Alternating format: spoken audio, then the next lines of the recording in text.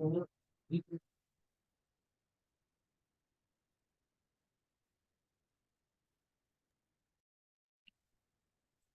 sepertinya waktu kita sudah menunjukkan pukul 14:09. Untuk kakak, abang, dan teman-teman semuanya, sembari menunggu yang lain, boleh on-cam dulu.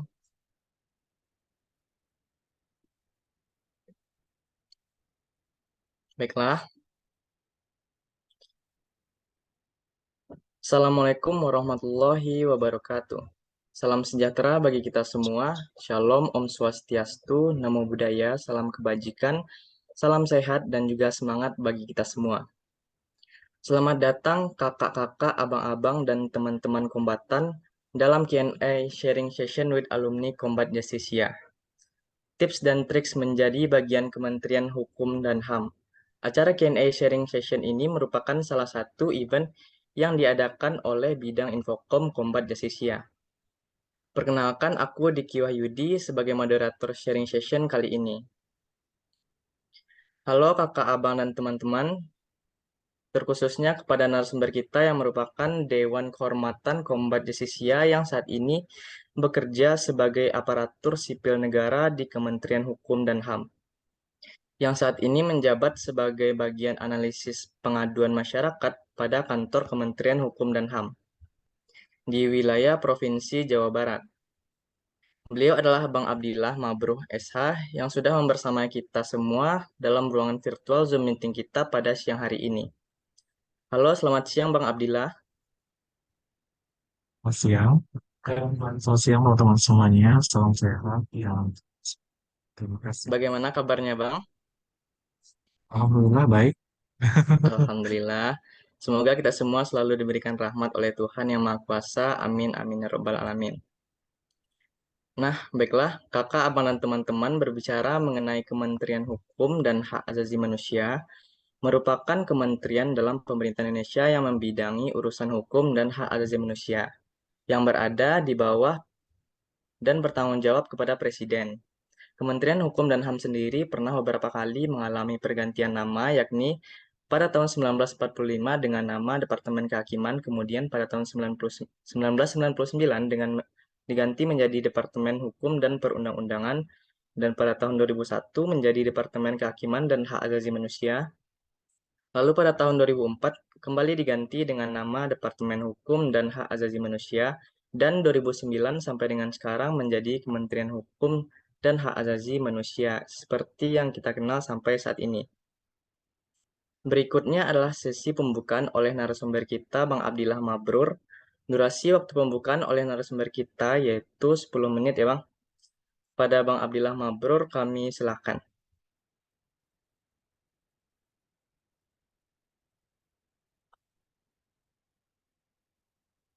Halo Bang.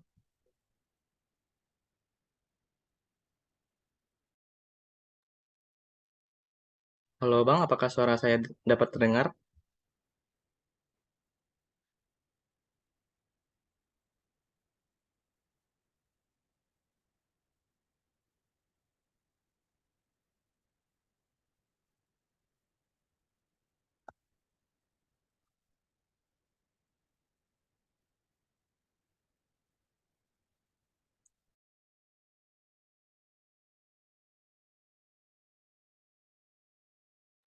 Tampaknya ada sedikit kendala teknis. Sembari menunggu, bagi kawan-kawan semuanya yang belum on cam bisa on cam dulu.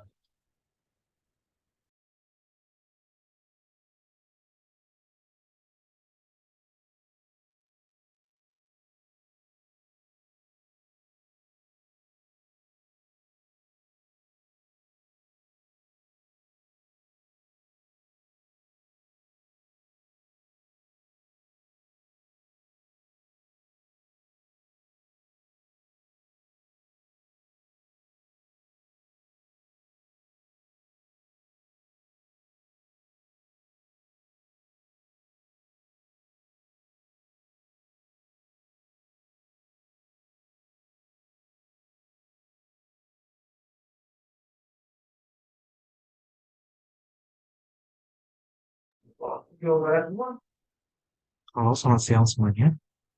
Tadi maaf Selamat ada siang Bang. kesalahan teknis. Ya, silakan Bang. Oh, oke. Mohon izin tadi saya sempat boleh diulang lagi Baiklah, pertanyaan. baik diulangi. Berikutnya adalah sesi pembukaan oleh narasumber kita Bang Abdillah Mabrur. Durasi waktu pembukaan oleh narasumber kita yaitu 10 menit. Kepada Bang Abdillah Oke, Mabrur, kami silakan. baiklah. Sebelumnya mungkin udah diperkenalkan oleh moderator ini, nama saya Abdullah Nur. Uh, ini sedikit kenal juga ya. Lanjut, saya sekarang bekerja sebagai aparatur sipil negara Kementerian Hukum dan Hak Asasi Manusia dengan jabatan analis pengaduan masyarakat. Sudah 2,5 tahun dari tahun 2020 tepatnya dari 2021 awal saya masuk kerja. Um, dan Kementerian Hukum dan Hak Asasi Manusia itu sendiri benar bukan salah satu kementerian yang bertanggung jawab kepada Presiden. Dan kantor wilayah Kementerian Hukum dan HAM Jawa Barat itu sendiri merupakan lembaga vertikal dari Kementerian Hukum dan Hak Asasi Manusia yang berkedudukan di masing-masing provinsi. Sekarang itu udah ada 33 provinsi, meskipun kita udah punya beberapa provinsi tambahan, mungkin belum ada perwakilan atau mungkin kantor wilayah yang berkedudukan di provinsi-provinsi itu masih baru 33 provinsi yang ada yang hanya diwakili yaitu kantor wilayah gitu kan. Nah, eh, Kementerian Hukum dan Hak Asasi Manusia itu sendiri punya 11 eselon 1 dan sekretaris jenderal, ada direktur jenderal peraturan perundang-undangan, ada direktur jenderal administrasi hukum umum, ada direktur jenderal kekayaan intelektual, direktorat jenderal apa lagi ya, direktorat jenderal masyarakatan, direktorat jenderal keimigrasian, ada badan pemilihan hukum nasional, ada badan penelitian pengembangan hukum dan hak asasi manusia, ada BPSDM. Mungkin ada 11 ya. Jadi itu 11 dan kantor wilayah Kementerian Hukum yang di masing-masing provinsi itu juga sebenarnya menjalankan tugas dan fungsi dari 11 dari unit eselon 1 yang telah saya jabarkan itu. Oh ya tadi terakhir ada Inspektorat Jenderal Perubahan satu lagi. Nah, eh, tapi tidak semua dari apa yang dijalankan oleh unit eselon 1 itu juga dilaksanakan di kantor wilayah. Salah satunya ada beberapa pelayanan publik yang sebenarnya udah tersentralisasi di unit eselon 1 dan tidak ada pelayanannya di kantor wilayah seperti itu. Mungkin ini kalau dilihat-lihat dan juga ada juga seperti kantor wilayah Kementerian Hukum dan Hak Asasi Manusia Jawa Barat khususnya itu tuh juga ada 51 unit pelaksana teknis, ada 42 unit pelaksana teknis pemasyarakatan dan 9 unit pelaksana teknis keimigrasian. Nah, ada juga kayak divisi keimigrasian pelayanan publiknya tidak ada di kantor wilayah tapi ada di unit pelaksana teknis, jadi seperti itu di kantor wilayah lebih kayak berfokus pada memberikan konsultasi, komunikasi, dan segala macam. Eh, di kantor wilayah Kementerian Hukum dan Hak Asasi Manusia itu ada 4 divisi, ada divisi administrasi, divisi pelayanan hukum dan HAM, ada divisi keimigrasian, dan divisi pemasyarakatan. Saya sendiri, karena sebagai berjabatan sebagai analis pengaduan masyarakat, itu mendukung di bawah divisi administrasi, dan di bawah divisi itu juga ada bagiannya, ada bidangnya juga. Kalau saya tepatnya bidang eh, di bagian program masyarakat dan subbagiannya hubungan masyarakat, reformasi birokrasi dan teknologi informasi. Kira ada lagi yang seperti itu sih kalau terkait dengan sedikit Oke, terkait dengan akses Kementerian Hukum dan Hak Asasi Manusia dan Teknologi. Oke, contoh di Pak. Apa ini? ya kalau begitu kira-kira apa aja nih Bang pengalaman Abang waktu dulu masih berorganisasi di Kombat Bang? Boleh cerita sedikit nggak Bang? Saya di Kombat itu saya seleksi apa namanya rekrutmen ya itu di tahun 2015. Saya disahkan menjadi anggota tahun 2016 berdasarkan apa namanya RAT ya kan kita itu ya anggota kita ya saya lupa ya nggak sih nanti kayak masih mau bahas ya mau bahas 2019 mau bahas tahun 2016 saya ditambah sebagai anggota. Saya awalnya saya sampai dari awal saya menjadi anggota sampai dengan saya menjadi dewan jadi dewan apa sih? Dewan penasehat itu saya selalu di bidang pelatihan. Pertama itu saya sebagai anggota pelatihan. Yang kedua itu saya dipercaya menjadi penanggung jawab debat di bawah nah, di bawah koordinator pelatihan gitu ya. Nah, di baru deh setelah itu 2002 2002 2019 saya menjadi dewan penasehat. Sedikit pengalaman keorganisasian ya, itu aja kali ya. Atau mungkin ada yang Baiklah, itu tadi pengalaman organisasi Bang Abdillah selama waktu di Kombat. Jadi abangnya dulu pernah jadi di bidang pelatihan ya Bang ya, pelatihan debat. Luar biasa sekali. Eh Baiklah kalau begitu, karena sesi pembukaan oleh narasumbernya sudah berakhir, baiklah berikutnya langsung saja kita masuk kepada sesi Q&A yang akan berjalan selama 30 menit ke depan ya Bang. Yang mana kami telah mengumpulkan beberapa pertanyaan pada question box di Instagram Combat Desisia. Nah, untuk pertanyaannya dapat dijawab satu persatu. Baiklah Bang, langsung saja kita mulai dari pertanyaan yang pertama. Pertanyaan yang pertama itu, bagaimana persyaratan dan persiapan untuk menjadi ASN di Kementerian Hukum dan HAM? Nah, itu pertanyaannya, Bang. ini maksudnya persiapan pribadi ya? Iya. Ya, pribadi saya sebagai waktu itu sih uh, honestly saya tuh lulus tahun 2019 bulan November. Uh, Pengumuman CPNS itu di di bulan yang sama kalau salah November dan berakhirnya itu ditutup pendaftaran itu di bulan September. Desember. Jadi kayak 1 bulan saya lulus dan itu baru keluar ijazah. Jadi kayak ijazah itu sebenarnya belum dilegalisir dan segala macamnya. Masih pakai surat keterangan lulus kalau nggak salah kan SKL dulu. Maka dilihat-lihat kementerian-kementerian atau lembaga-lembaga yang membuka pendaftaran CPNS waktu itu, seleksi CPNS maksudnya, itu tuh baru banyak sih sebenarnya, cuman yang lembaga yang bisa menerima surat keterangan lulus itu adalah Kementerian Hukum dan Hak Asasi Manusia. Sebenarnya masih bisa mengusahakan sih, sebenarnya mengusahakan adanya ijazah waktu itu. Teman-teman waktu itu juga sudah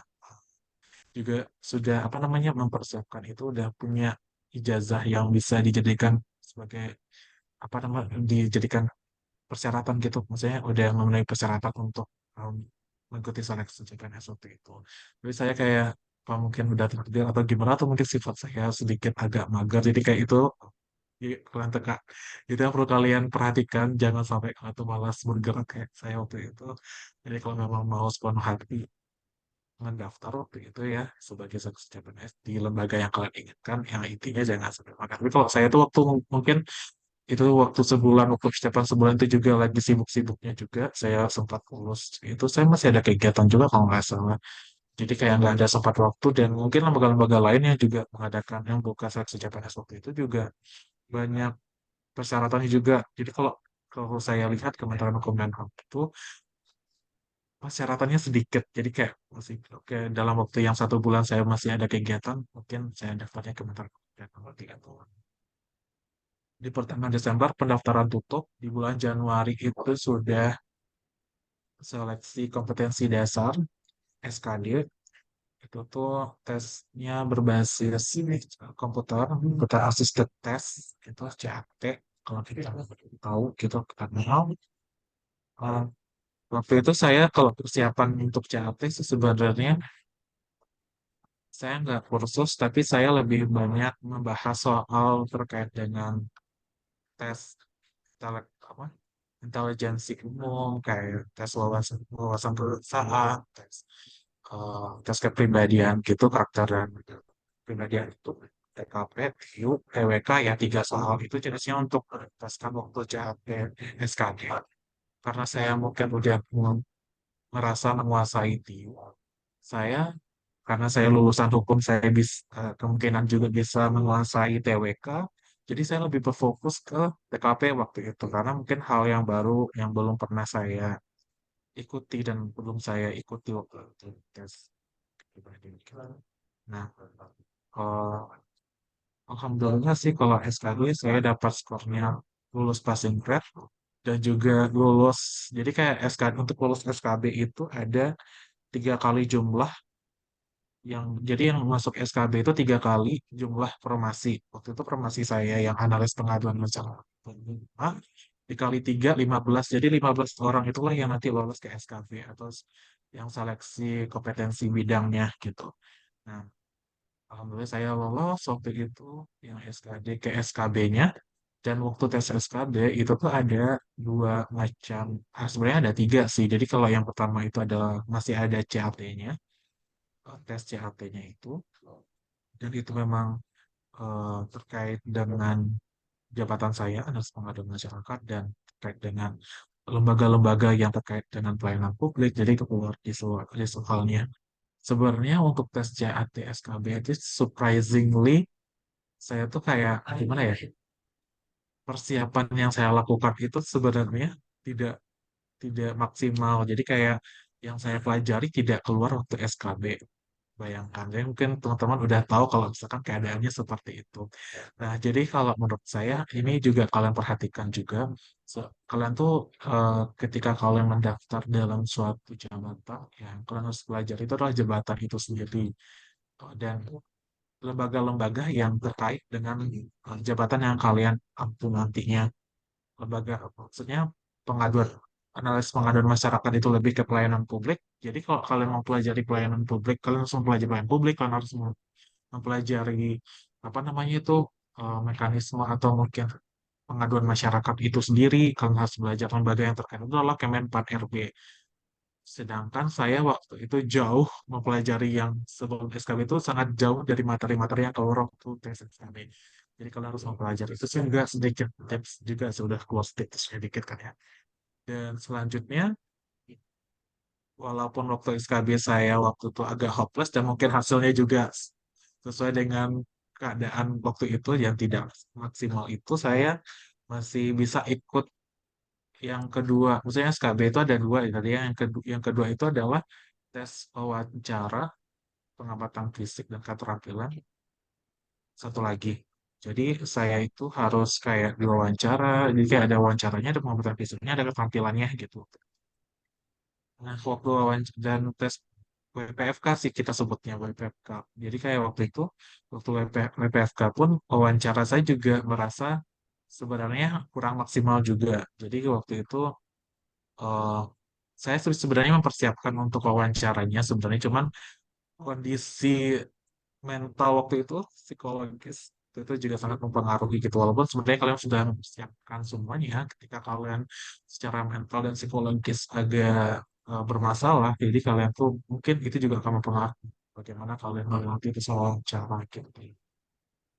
Tapi alhamdulillahnya waktu lolos, eh, dijadikan sebagai salah satu CPNS waktu itu, ditetapkan sebagai CPNS waktu itu, sebenarnya itu tuh kayak blessing sih, lebih kayak blessing. Jadi kayak lebih kayak itu tuh kayak bukan udah kekuatan doa sih sebenarnya aku. Jadi kayak usaha waktu itu saya merasa kurang maksimal, tapi ternyata udah waktu pengumuman akhir saya dinyatakan lulus ya.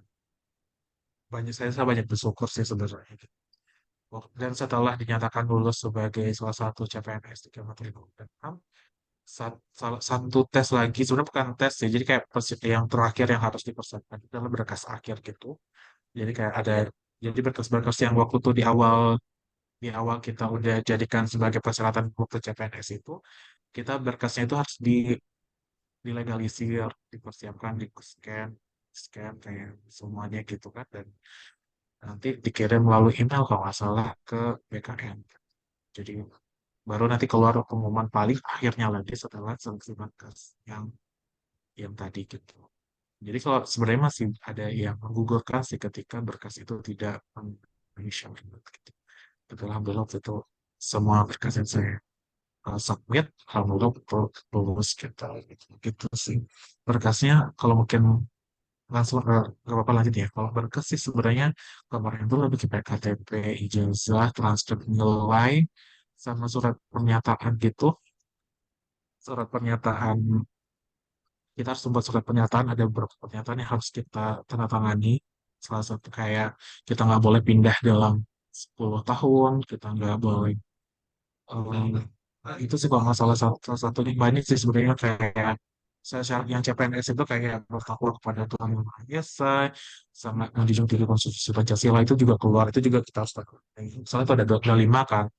Soal ternyata tuh ada 2, ada KTP, ada transkrip, ada ijazah, dan ada 3 lagi yang tes sebelum kita tes berkas APKIS itu sebelum kita berkas akhir itu tuh kita harus memenuhi kayak hmm, apa ya kayak surat SKCK kalau nggak salah SKCK kita harus memenuhi itu gitu jadi itu harus ngurusnya ke kepolisian terus sama surat keterangan sehat dari rumah sakit pemerintah kita juga terus ke rumah sakit juga harus tes kesehatan gitu terus sih kalau yang sampai dari awal sampai akhir gak dengan tes itu sih kira-kira mungkin itu pertanyaan.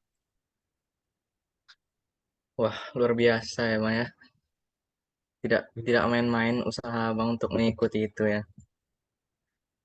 Kalau dilihat tadi dari apa yang dipaparkan oleh Bang Abdillah, selain kita mempersiapkan dari segi teknis, kita juga harus mempersiapkan secara kesehatan kita ya, Bang ya. Fisik dan mental. Karena nanti di hari H ada suatu variabel yang tidak bisa terprediksi mungkin. Lalu kalau masalah seperti tes subtesnya itu tadi boleh diulangi lagi nggak? Subtesnya apa-apa aja. Oh, yang pertama SKD kita sebenarnya pertama itu ada pertama itu adalah kayak administratif kayak kalau satu yang saya bilang tadi kayak KTP kayak transfer ijazah surat pernyataan itu ada 2 eh itu tuh harus disubmit ke aplikasi dia ada aplikasi namanya itu SSCASN jadi kita tuh harus daftar dulu. Jadi emang satu sebenarnya aplikasi CC itu tuh adalah satu NIP satu akun. Jadi nggak bisa kalau misalkan udah daftar nggak bisa dibuka lagi. Saya nggak bisa daftar lagi. Jadi kalau misalkan kalian gagal di CPNS yang gagal dalam artian itu memang kayak kalian tuh di ban nggak bisa ikut tes CPNS. Kalian nggak bisa sebenarnya di aplikasi itu nggak bisa mendaftar lagi. Nah, ada kasusnya kayak yang seseorang yang udah dapat NIP terus dia mengundurkan diri, sebenarnya itu juga bermasalah. Jadi bisa yang mensubmit persyaratan itu di aplikasi SSCISN itu ada pengumuman juga pengumuman seleksi administratifnya gitu. Alhamdulillah lulus. Itu baru kayak siap tes seleksi administratif. Saya tuh seleksi kompetensi dasar. Nah, di situ tuh ada 3 jenis soalnya. Pertama itu adalah tes wawasan kebangsaan, yang kedua itu tes intelijensi, ketiga itu adalah tes TKP itu kepanjangannya apa ya kepribadian gitu karakter kepribadian gitu kalau nggak salah saya. Ya, habis itu kalau udah lulus SKD kita ke SKB yaitu seleksi kompetisi bidang itu tuh ada 2 saya kalau Kementerian Hukum dan HAM tuh ada 2 ada yang tes CAT jadi yang terus tulisnya gitu yang sama dengan SKD cuma lebih kayak lebih soal itu lebih kayak sesuai dengan jabatan yang kita daftar. Nah, yang kedua baru ada namanya wawancara penguatan fisik dan keterampilan gitu. Itu sih. Baru terakhir pembahasan akhir itu ada yang berkas yang di awal waktu kita daftar di aplikasi eh, itu kita karena dilegalisir lagi, terus kita input lagi, terus ditambah dengan kayak tes kesehatan sama tes eh, surat keterangan sehat dan surat keterangan kebaikan cukup apa, keterangan baik itu ya SKCK itu kepolisian itu sih baru masalahnya baru pengumuman akhirnya benar akhir dinyatakan lulus sebagai CPNS gitu. Oh gitu. Oke Bang, makasih Bang pemaparan dari persiapan, terus dari pengalaman Abang tadi setelah tes menjadi ASN di Kemenkumham. Baiklah, selanjutnya kita langsung ke pertanyaan kedua aja boleh kali ya Bang? Baiklah, pertanyaan keduanya yaitu masalah seperti apakah yang sering dihadapi Kementerian Hukum dan HAM, mungkin khususnya dalam bidang Bang Abdillah, serta bagaimana progres dalam penyelesaiannya, Bang? Ya pas kan lupa jadi saya tuh loh kayak seolah lagi di sidang gitu ya kita ini jadi kalau analis jadi kan kalau terkait dengan jabatan saya analis pengaduan masyarakat saya tuh harus memastikan seluruh pengaduan yang ditujukan ke kantor wilayah terhukum dan hak asasi manusia Jawa Barat dan 51 unit pelaksana teknis di bawahnya. Saya harus memastikan itu semua pengaduan itu harus ditindaklanjuti gitu. Sebenarnya kalau bicara progres, mungkin lebih kayak kualitas pelayanannya ya, karena eh, pada dasarnya semua pengaduan itu harus ditindaklanjuti. Dan semenjak yang selama saya bekerja di Kementerian Hukum dan HAM di kantor wilayah Jawa Barat itu, alhamdulillah tidak ada masalah terkait dengan pengaduan masyarakatnya, karena sebenarnya ada pengawas secara internal dan pengawas secara eksternal yang mengawasi kinerja itu sebenarnya. Kalau yang eksternal itu berkaitan dengan ombudsman dan pernah dulu, dan ombudsman itu kalau misalkan ada pengaduan yang tidak ditindaklanjuti seperti itu, dia langsung datang ke instansi yang tidak menindaklanjuti pengaduan itu gitu. Nah, eh, internalnya itu ya internalnya itu eh, maaf saya lagi di kantor sebenarnya lagi ada kegiatan jadi banyak yang Iya, ganggu. nggak Maaf apa-apa ya. bang. Lanjut, Iya, eh, internalnya ya atasan masing-masing gitu. Jadi kayak harus berjalan sebagaimana yang seharusnya gitu. Semua pengaduan harus tindak lanjuti dan sebenarnya banyak jenis pengaduan. Saya nggak bisa menyebutkan pengaduan-pengaduan apa karena itu juga rahasia dari bukan maksudnya itu juga karena pengaduan itu sangat berpengaruh kepada citra dari instansi itu. Jadi saya nggak bisa berbicara banyak. Jadi kayak memang harus ada in- memang sih itu bukan informasi yang harus kalian terima, tapi itu ada beberapa yang dirahasiakan. Jadi sebenarnya ada yang dirahasiakan, ada yang terbuka gitu. Jadi kalau ini kebanyakan terkait pengaduan itu harus tertutup karena itu terkait dengan bagaimana ya saya bilang tadi citra dari instansi itu sendiri gitu.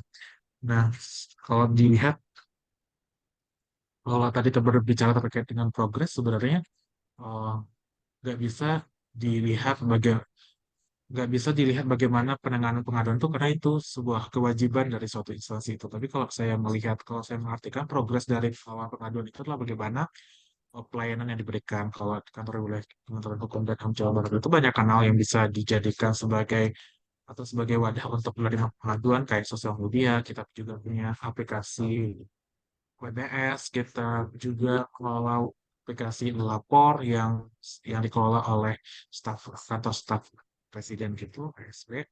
Nah, kita juga punya apa lagi ya, email, kita juga punya kontak pengaduan khusus yang akan menerima pengaduan itu.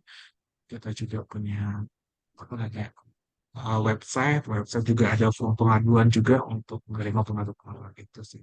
Dia sampai sekarang udah semaksim. Nah, saya ada kayak penanganan pengaduan di kantor wilayah udah lumayan maksimal untuk menerima pengaduan yang dari masyarakat dan secara penanganannya udah sangat udah ditangani semua kalau yang karena saya juga yang tanggung jawab untuk apa namanya mengelola pengaduan itu ya saya harus memastikan bagaimana pengaduan itu harus ditindaklanjuti gitu. Sebenarnya bukan saya itu sebagai apa namanya ya sebagai penerima, jadi saya tuh harus menyalurkan pengaduan karena ada pengaduan yang tidak bisa dijawab karena ada proses verifikasi. Ketika verifikasi itu tidak bisa harus ditindaklanjuti. Maksudnya verifikasi, kalau verifikasi itu kayak pelayanan publik mungkin atau mungkin pengaduan itu secara formal dan material tidak memenuhi syarat gitu. Kalau tidak memenuhi syarat secara formal dan material, saya bisa bilang bahwasanya apa namanya pengaduannya itu kurang, jadi kayak harus dilengkapi lagi sama pelapor. Nah, ketika sudah lengkap secara formal dan material, saya harus serahkan ke divisi yang contoh, kalau misalkan pengaduan itu terkait dengan apa, saya harus serahkan kepada divisi pemasyarakatan. Kalau misalkan itu terkait dengan keimigrasi kantor imigrasi, saya harus serahkan kepada divisi keimigrasian. Nanti mereka akan bentuk tim penanganan pengaduan masing-masing divisi tersebut yang langsung turun kepada unit pelaksana teknis yang diampunya gitu, yang ada di bawahnya gitu. Itu sih kalau terkait dengan ya, pengelolaan pengaduan yang dilakukan oleh seorang analis pengaduan masyarakat. Terus, baiklah.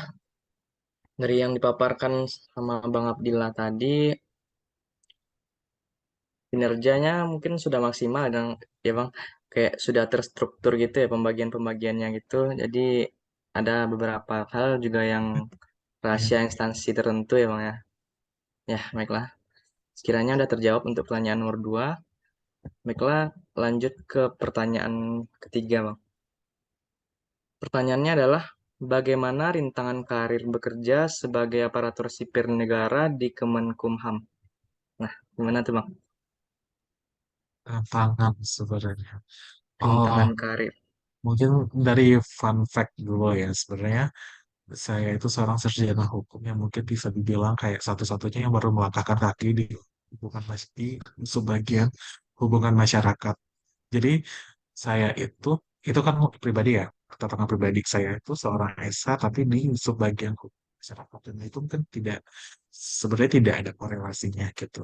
Tapi waktu itu karena analis pengadaan masyarakat itu syaratnya adalah seorang sarjana hukum, saya waktu awalnya berpikir bahwasanya eh, itu tuh mungkin jadi bagian dari mungkin di divisi pelayanan hukum dan HAM ternyata tidak itu di bagian divisi administrasi dan itu juga secara tugas dan fungsi yang diemban di subbagian Humas RB dan TI kita nyebutnya itu tuh sangat dibilang tidak ada hukum-hukum kalau bisa dibilang kayak sedikit sekali mungkin eh, terkait hukum yang bisa diaplikasikan gitu ya tantangannya di situ sih sebenarnya karena mungkin eh, jurus karena kalian tuh tidak bisa berharap ekspektasi kalian terpenuhi ketika kalian menjadi suatu jabatan gitu.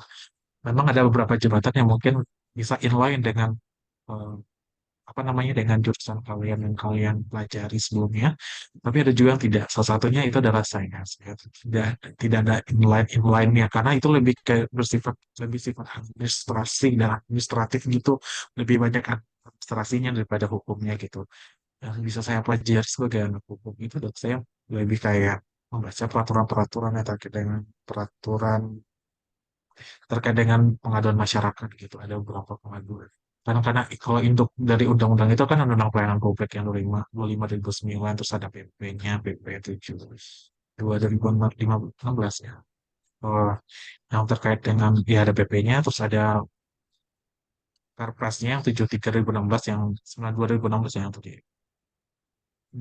yang PP, terus ada Permenkumhamnya juga, ada Permenpannya juga, karena kan Permenpan sebagai pembina dari pelaksanaan pelayanan publik seluruh instansi yang ada di Indonesia gitu.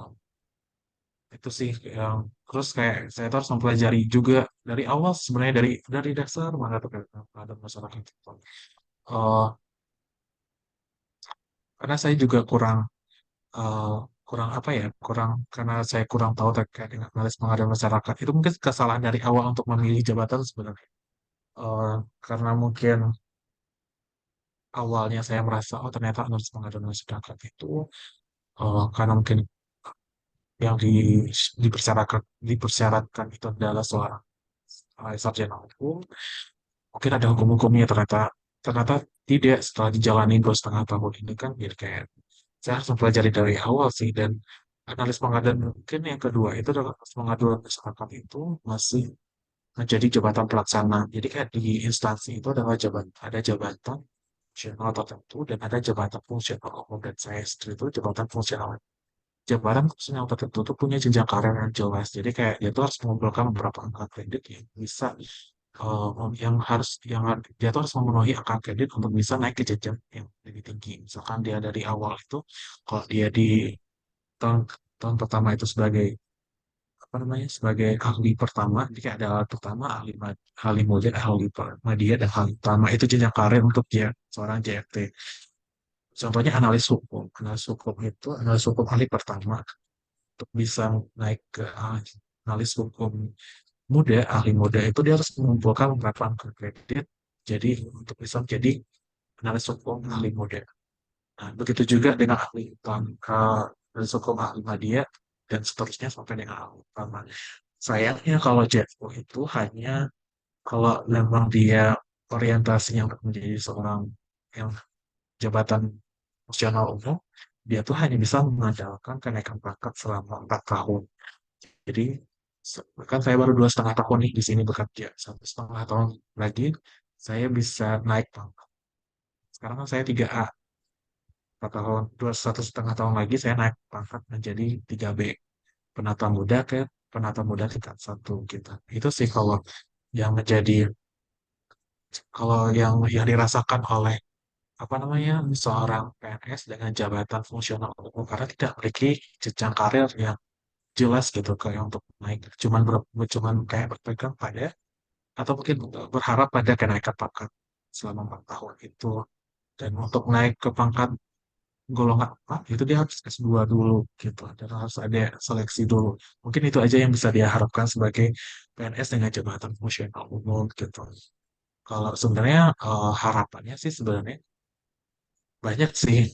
Ya, kalau menurut saya sih jangan sampai orientasi kita tuh menjadi seorang PNS dengan jabatan fungsional saja. Mungkin bisa kayak inflasi menjadi seorang jabatan fungsional tertentu itu karena ada sekarang Kementerian Hukum dan HAM itu lebih kayak menggencarkan gitu, dan semua pegawainya itu tuh harus mendaftar, harus mempunyai jabatan fungsional tertentu itu. Jadi kayak orientasinya udah ke arah jabatan fungsional tertentu gitu yang jabatan-jabatan fungsional sebelumnya harus in passing, istilahnya in passing ya, penyesuaian untuk menjadi PNS dengan jabatan fungsional tertentu gitu. Nah, dari segi rekrutmen pun Kementerian Hukum dan HAM kayaknya lebih akan membuka jabatan fungsional tertentu juga, nggak akan buka jabatan fungsional umum kecuali penjaga tahanan gitu. Penjaga tahanan itu mas JFU kalau nggak salah. Karena kalau yang penjaga tahanan itu karena memang banyak dibutuhkan sih, itu. Dia tuh pasti kayak beribu-ribu dibutuhkan dan itu hanya untuk lulusan SMA gitu.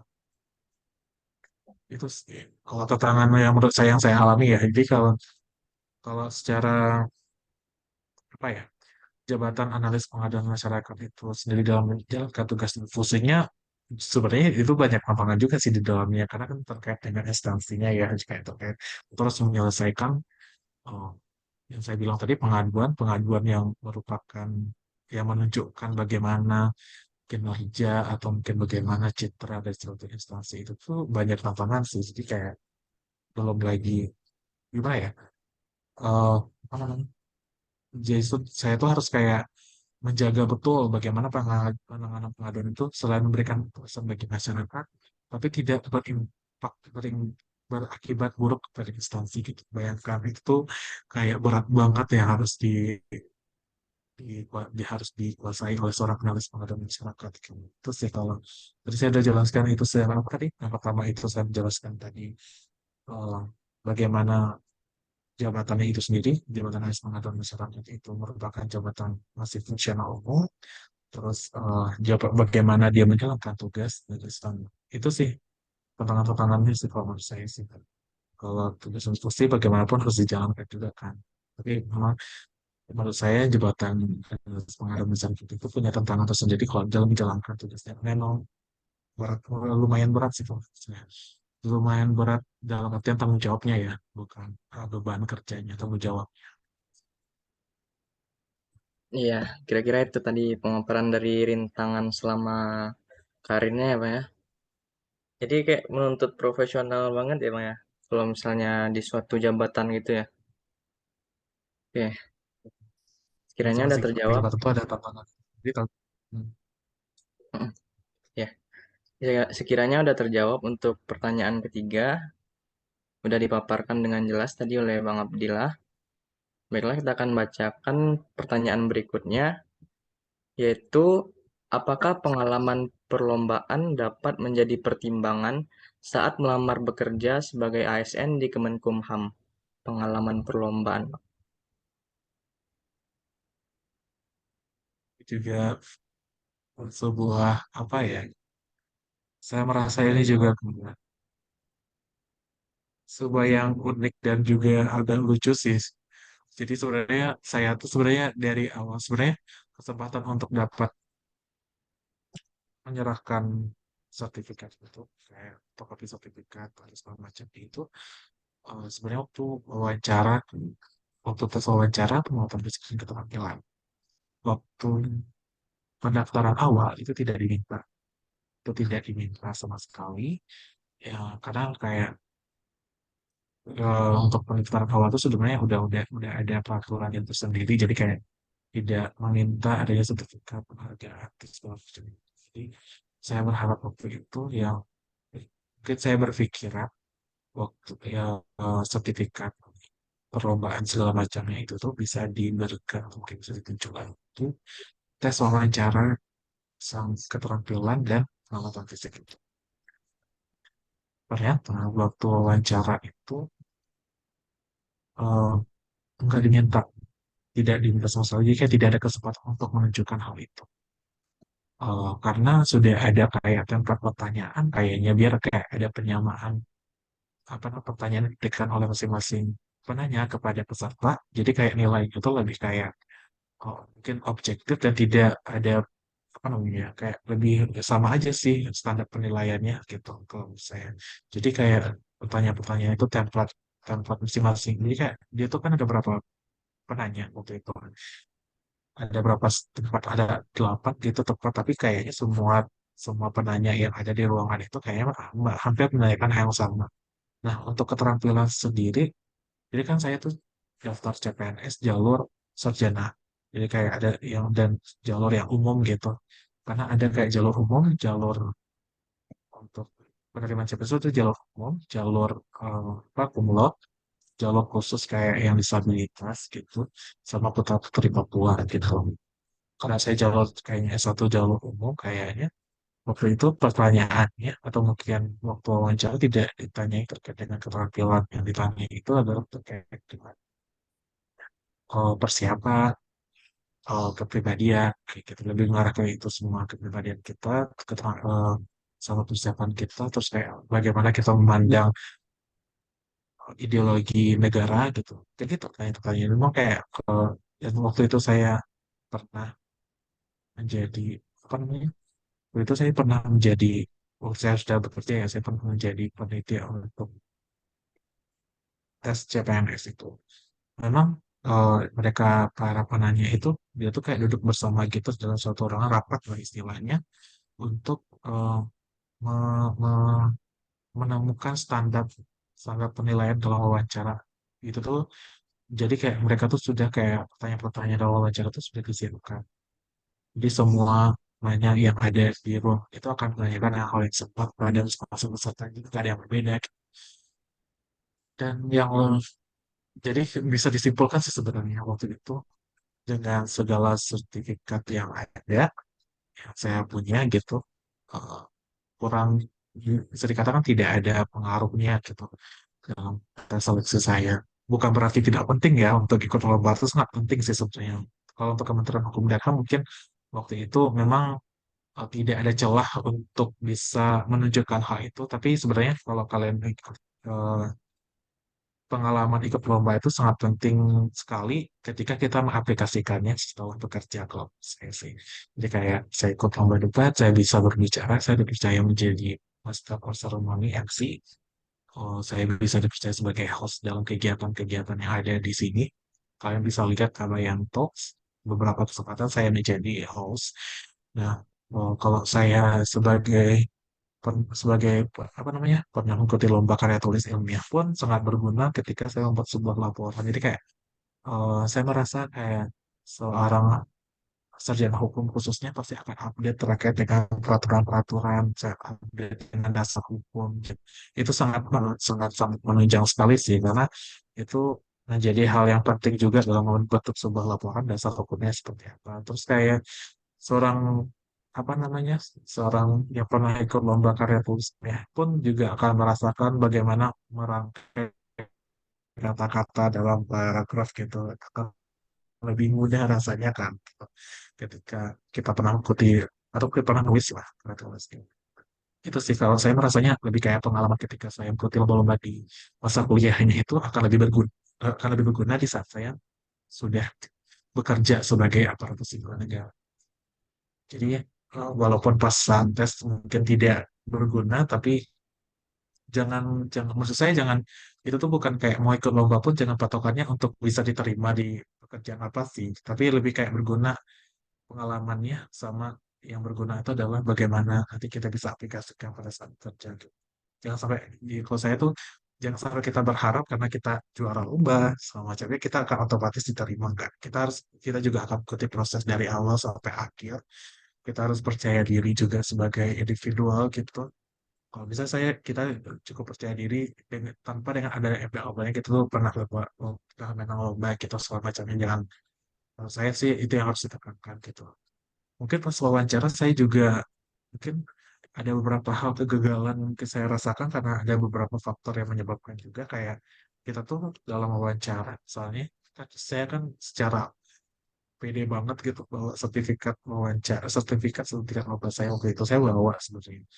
Tapi karena tidak dipergunakan dan itu merupakan kayak menurut saya baru menyadari sekarang kayak itu tuh sebuah sikap over over apa confidence menurut saya sih, dan sesuatu yang over itu tidak baik juga sih. Jadi kalau menurut saya sih yang penting optimis aja gitu. Jadi kayak kita menjalani semua proses dengan persiapan yang matang tentunya, dan kita tetap tenang tentunya, jangan sampai panik gitu. Tenang dan optimis gitu sih. Jangan sampai over confident, over apalagi ya, segala bentuk-bentuk yang over dan bentuk-bentuk yang under juga nggak boleh gitu, kayak kalian pesimis jangan sampai kayak gitu juga. Menurut saya kalau dari pengalaman saya tuh saya terasa banget sih waktu itu saya tuh terlalu mungkin bisa dibilang overconfident waktu itu sih. Terus jadi agak, dan itu juga akan berpengaruh kepada ketika hal tersebut tidak terjadi menurut ekspektasi kita, kan pasti kita secara tidak tenang kan jadinya jatuhnya gitu. Jadi kan ikutinya secara ya tenang aja gitu, optimis aja kita bisa, karena kita sudah mempersiapkan itu dengan baik gitu aja sih. Terus yang ya itu jadi kalau misal sertifikat-sertifikat itu menurut saya ya bukan sertifikatnya ya yang penting, tapi pengalaman ya Pak, ya, pengalaman kalian pernah ikut lomba itu penting banget untuk diaplikasikan misalnya kerja gitu sih. Oke Bang. Jadi simpulannya tuh sertifikat nggak dicantumin ya Bang, ya, nggak diminta ya. Jadi gunanya tuh nanti Oh, sebagai iya. soft skill bagi kita kalau misalnya udah bekerja nanti ya Bang ya. Oke, sekiranya terjawab untuk pertanyaan keempat. Baiklah Bang, lanjut ke pertanyaan berikutnya, yaitu pertanyaan kelima, bagaimanakah tips dan triks buat magang di Kemenkumham? Oh, saya nggak pernah kalau kalau magang saya tidak pernah magang di Kementerian Hukum dan HAM ya, karena saya udah ceritakan bagaimana eh, apa namanya sebelum saya ikut tes saya cuma ada 1 bulan persiapan gitu, dan waktu itu saya mau lulus pun, sebelum saya mau lulus pun ada kegiatan-kegiatan perlombaan yang saya ikuti, jadi kayak saya nggak sempat magang. Tapi kebetulan setelah saya di sini saya kayak juga mengetahui lah juga mengelola terkait dengan izin magang di Kementerian Hukum dan HAM, khususnya di kantor wilayah Kementerian Hukum dan HAM Jawa Barat. Mungkin kanwil-kanwil lain juga punya sistem yang sama dengan kami gitu. Sebenarnya untuk magang itu nggak sulit, nggak sulit sama sekali. Jadi kan cuma kayak kalau di kantor wilayah Kementerian Hukum dan HAM Jawa Barat, kan cukup mengupdate, mensubmit surat apa namanya surat surat dari kampusnya. Jadi kayak surat dari kampus yang isinya itu adalah eh, identitas kalian sebagai pemagang yang nantinya akan masuk ke kantor wilayah Kementerian Hukum dan HAM Jawa Barat gitu. Kalau di kantor wilayah itu ada aplikasi tersendiri untuk bisa mensubmit dokumen tersebut. Jadi kayak ada nama aplikasi itu Kabayan Pasti kalau di kantor wilayah. Di kantor Jabar, Kabayan Pasti nanti kayak ada surat izin, surat masuk dan perizinan gitu. Jadi kayak ketika mau masuk itu masuknya melalui aplikasi itu gitu. Kalau untuk kanwil lain, kan menurut saya bisa kayak disampaikan langsung ke kantornya. Mungkin di kantor kanwil Jawa Barat juga bisa mekanismenya seperti itu.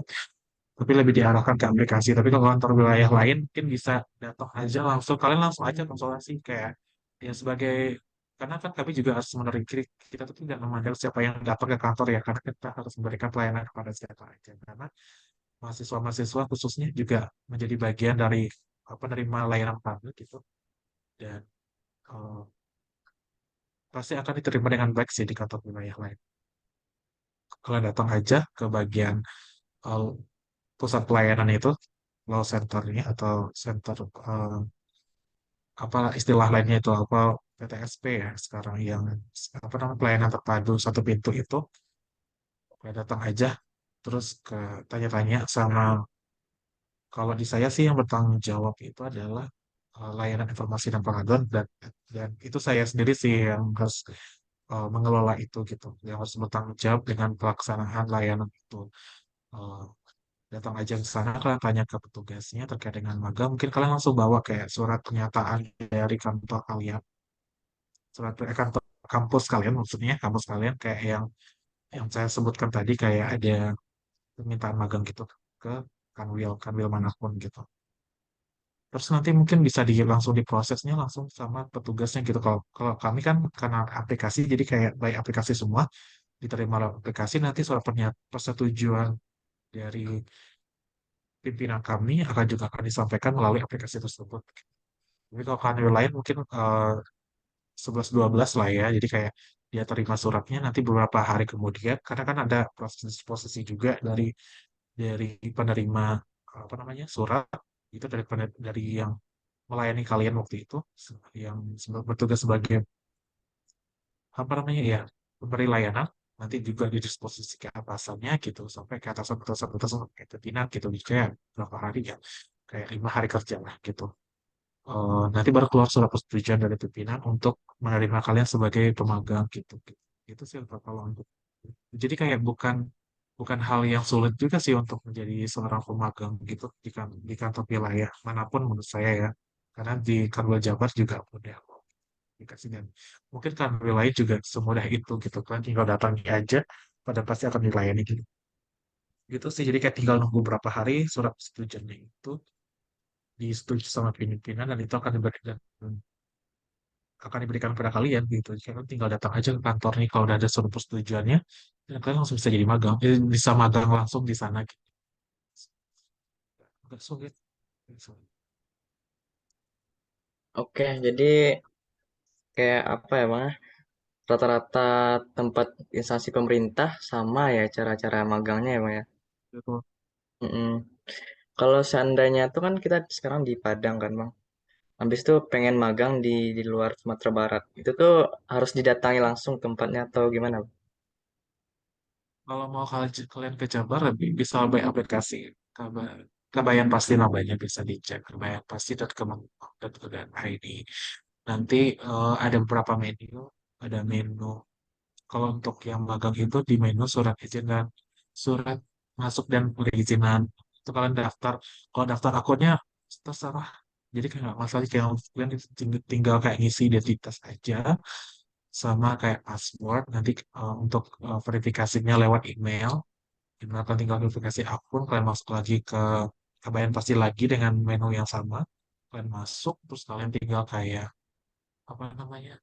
Ada sih kalau nggak salah kayak harus masukin foto profil dulu, baru nanti bisa diajukan perizinannya, ya pendaftaran magang maksud saya. Jadi kayak nanti dimasuk, kalau nggak salah udah tinggal masukin dokumen surat dari kampus kalian aja gitu, sama kayak itu sih aja sih. Nanti kalian tinggal apply, udah, kalian tinggal nunggu sih, tinggal bisa dicek di aplikasi itu di daftar perizinan kayak prosesnya udah sampai mana, apakah sudah keluar surat pernyataan dari kami, kayak persetujuan dari pimpinan kami untuk menerima kalian sebagai pemagang gitu. Dari aplikasi juga sebenarnya lebih mudah kalau di Kanwil Jabar mah.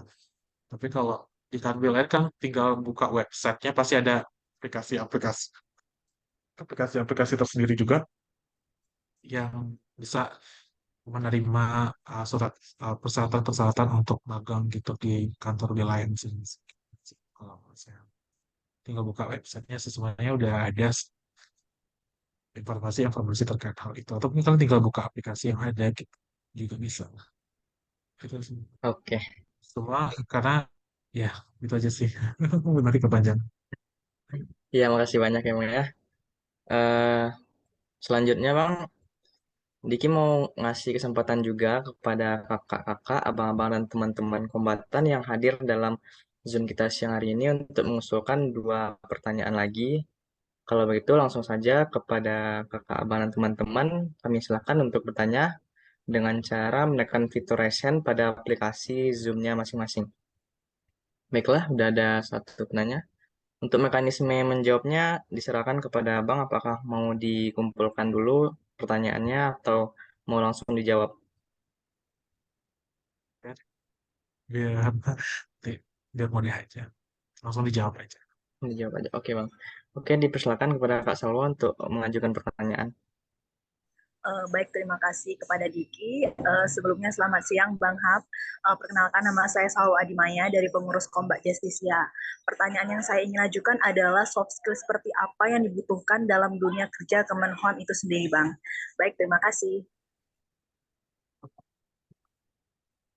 Oh, gimana ya? Sebenarnya bukan tidak ada kriteria itu sendiri. Saya tidak.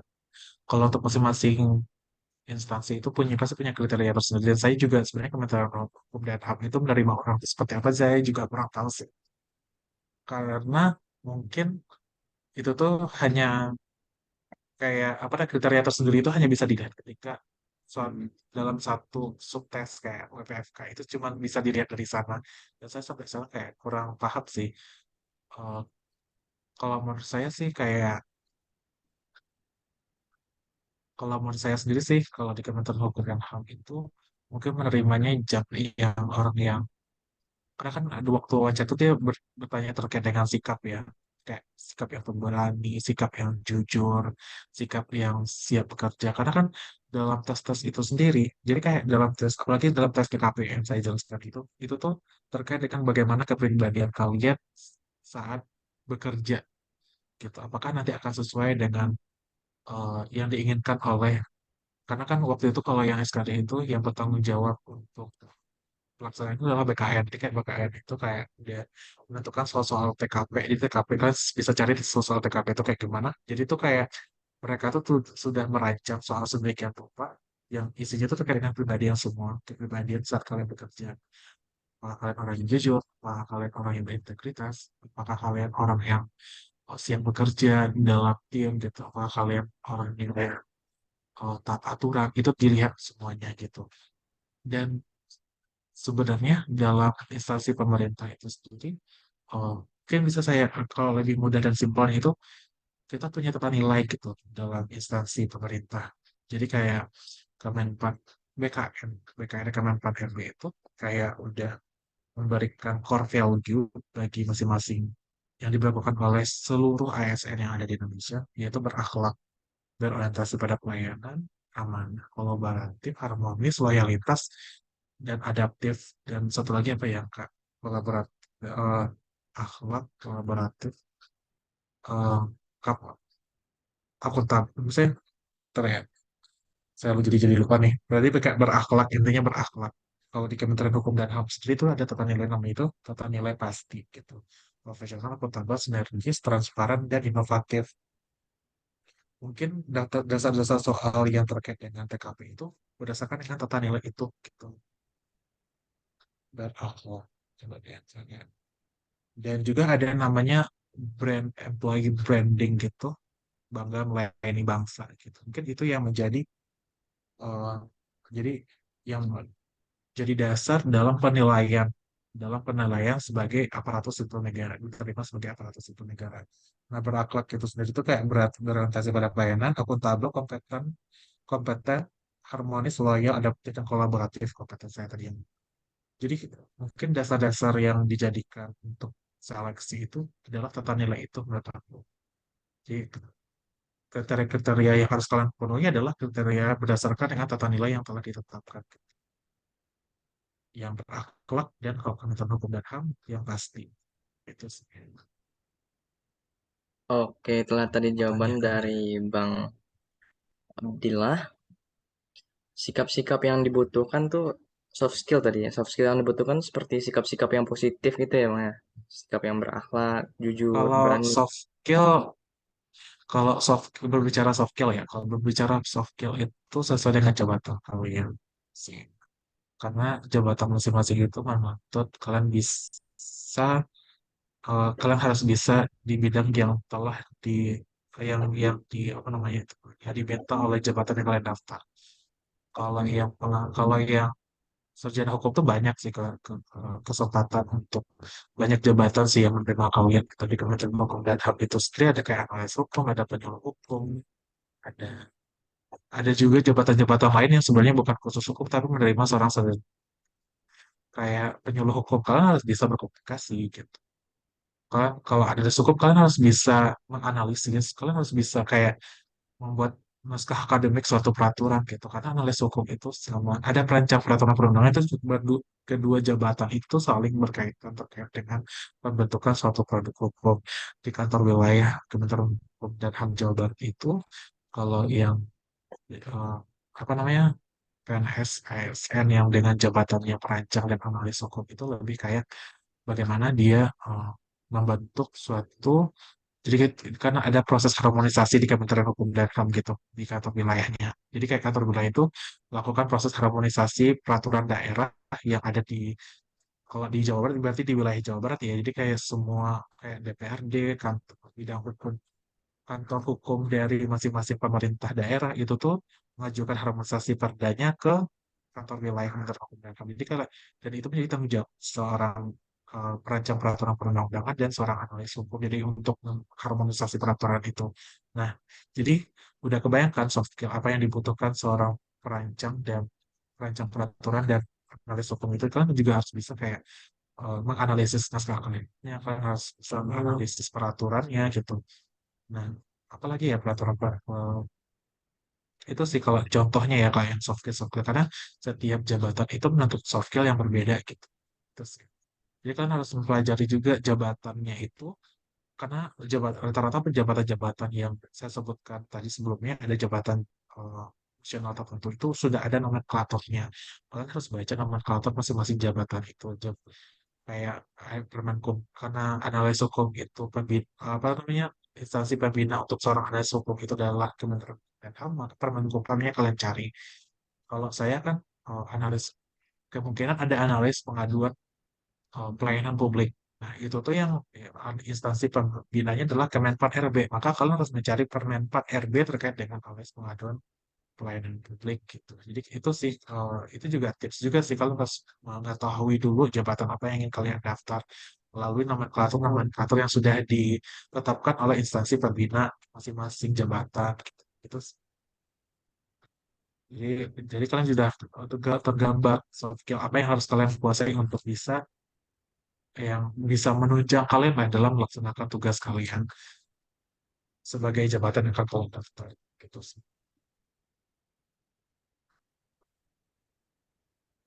Jadi udah dua tadi kan pertama saya menjelaskan secara sifat yang apa sih yang diterima sebagai ASN. Kalau saya sih patokannya adalah tata nilainya, tapi kalau soft skill itu berbeda. Kalian harus melihat karakternya. Jadi kalian bisa mengerti soft skill apa sih yang harus kalian punya sesuai dengan jabatan yang kalian punya. Oke, Bang. Nah, terima kasih Bang atas penyampaiannya. Kiranya dari Kak Salwa, apakah pemaparan dari Bang Abdillah dapat menjawab pertanyaannya? Sudah Diki. Baik, makasih Bang Hap, makasih Diki. Iya, sama-sama Kak Salwa. Baiklah, dikarenakan waktu kita sudah mau berakhir, Bang. Jadi kita langsung saja menutup acara kita, Q&A kita pada hari ini.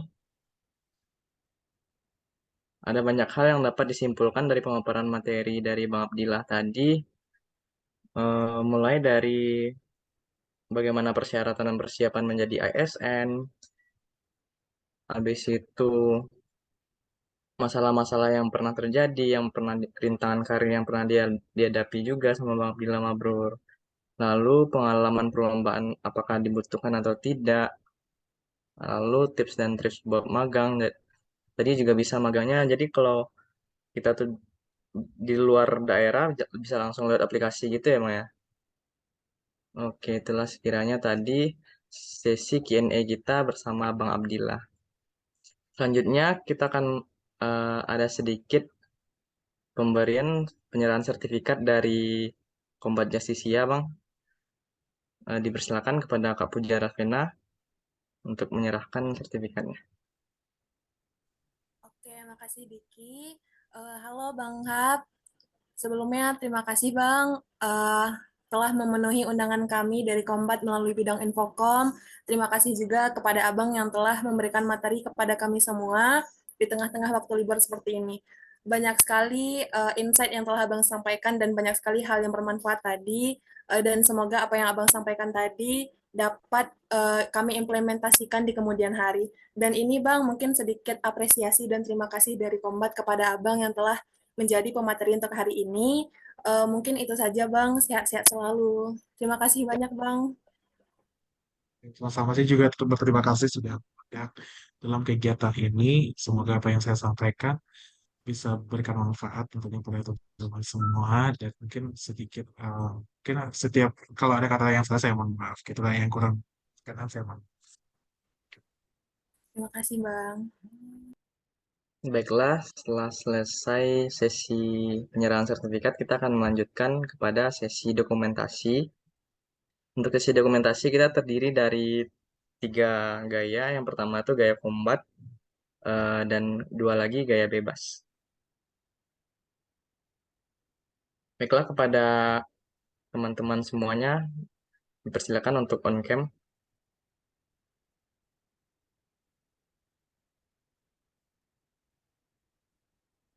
Baiklah, untuk yang pertama, gaya combat. Bisa sih tapi Untuk udah slide lama pertama, sih gak kayak gini ya biar meeting ya. 1, 2, 3. Slide kedua, gaya combat.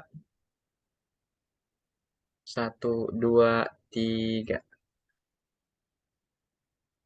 Baiklah, untuk gaya selanjutnya gaya bebas. 1, 2, 3. Slide kedua. 1, 2, 3. Lalu satu lagi, dokumentasi ketiga. 1, 2, 3. Slide kedua.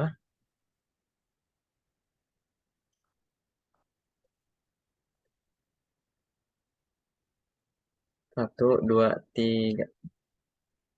Baiklah, itulah tadi pemaparan acara Q&A sharing session kita bersama Bang Abdillah Mabrur. Terima kasih Bang sudah menyempatkan waktunya untuk mengisi kegiatan kita dari bidang Infokom. Mohon maaf atas segala kesalahan. Saya Diki Wahyudi sebagai moderator pamit undur diri. Wassalamualaikum warahmatullahi wabarakatuh. Waalaikumsalam warahmatullahi wabarakatuh. Warahmatullahi wabarakatuh.